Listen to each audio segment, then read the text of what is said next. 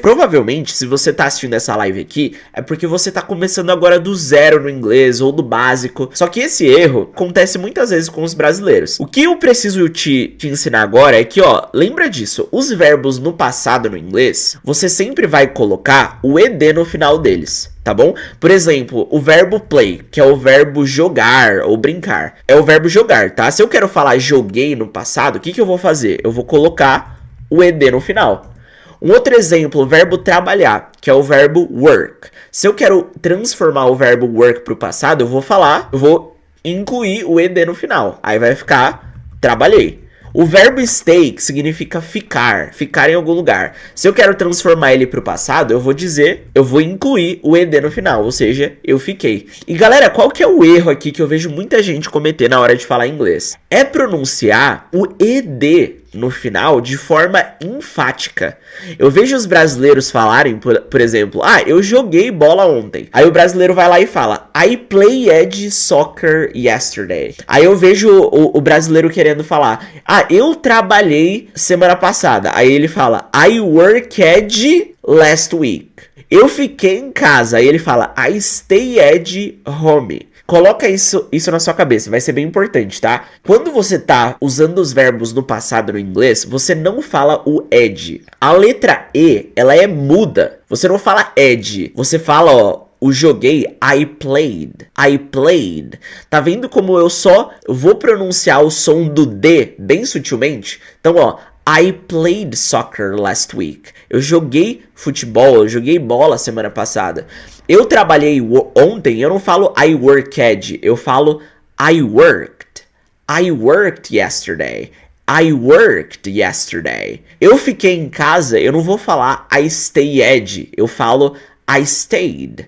I stayed. Ou seja, a vogal, a letra E, ela é muda. Você só vai pronunciar o D no final de forma bem sutil. E às vezes, quando você fala pronunciando a vogal, o nativo tem dificuldade de entender. Se você falar I played, ele vai falar, what is it? O que é isso? Played? É played. Worked. Ó, deixa eu colocar aqui pra vocês verem os verbos. I played, I worked, I stayed, tá bom? Então, ó, lembra disso. Você não precisa, vou até anotar aqui no YouTube, ó. Você não pronuncia a vogal, a letra E, nos verbos no passado. Então isso aqui é uma dica que eu vejo um erro comum aí entre os brasileiros, que é um erro também de pronúncia, que não é uma palavra específica, é mais um erro ali na estrutura do passado do idioma, tá bom? Então lembra disso, toda vez que você vai formar um verbo ali no passado, não fala ed, só pronuncia o D bem sutilmente, que isso vai te ajudar a fazer o nativo que tá te escutando ali em inglês entender você de forma mais eficaz, de forma mais fácil, beleza? Galera, quando a gente tem dois verbos, tá? No inglês, que é o verbo miss com o lose. Então o erro que as pessoas cometem é confundir o miss com o lose. Como assim esses dois verbos? Talvez você nem saiba o que é cada um deles, certo? E eu vou te explicar aqui agora o que eles significam e por que as pessoas confundem cada um deles.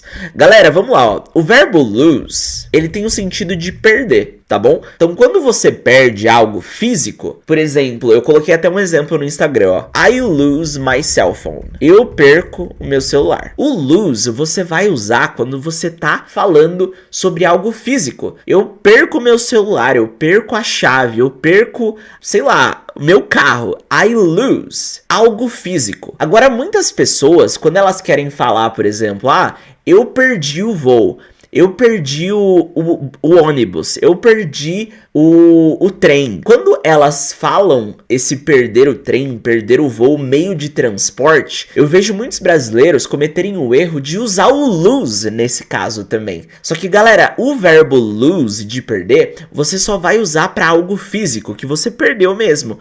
Agora, quando você perde o horário do voo ali, perde o ônibus, perde o trem, você não vai usar o lose, você vai usar o miss. Então, se você quer falar, por exemplo, eu perco o voo, I miss the flight. Tá vendo como é diferente? Eu perco o ônibus, I miss the bus. Porque aqui você não perdeu ali o ônibus, você perdeu o horário dele, certo? Então, nesse contexto, você vai utilizar o verbo miss ao invés do lose.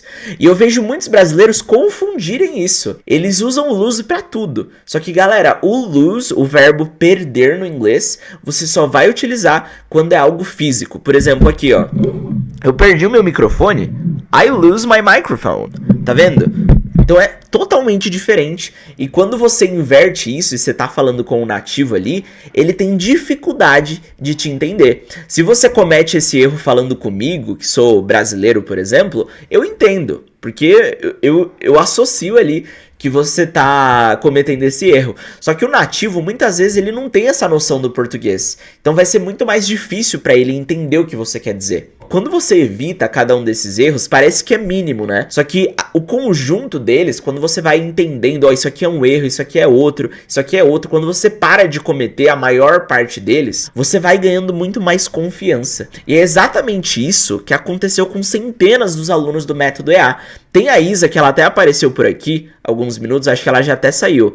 Mas ela é uma das alunas do Método EA que antes ela tinha um super medo, vergonha de falar devido a erros, né? Devido a cometer erros ali e não conseguir expressar as ideias. Só que aplicando as técnicas que eu sugiro aqui nas lives para vocês, e também sabendo esses erros, ela já foi pra Europa agora com a família dela, por exemplo, sem medo nenhum de falar com os nativos por lá. Então, saber quais são os erros que você não deve cometer já é um grande passo para você conseguir ficar mais confiante para falar, perder o medo de falar, perder a timidez, que é um dos principais vilões aí na hora de aprender um novo idioma, principalmente o inglês.